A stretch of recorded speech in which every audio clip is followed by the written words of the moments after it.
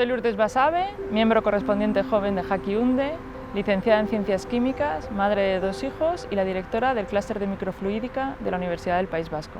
Yo estudié química y mi pasión por inventar, descubrir y crear me ha llevado a hacer un camino desde la química hasta la microfluídica. Ha sido una aventura buenísima, me ha propiciado una formación muy multidisciplinar y me ha dado la posibilidad de conocer y de hacer amistad con investigadores de todo el mundo.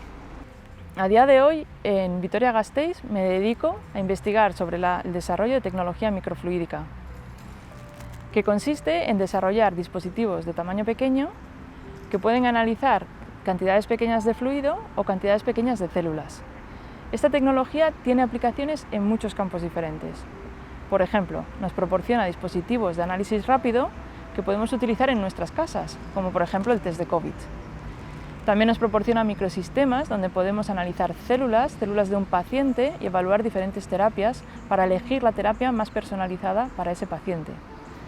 También nos proporciona microsistemas capaces de mimetizar sistemas biológicos que quieren desplazar la experimentación animal en la búsqueda de nuevos medicamentos.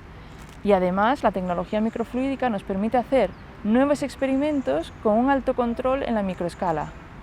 Y esto puede dar lugar a nuevo conocimiento.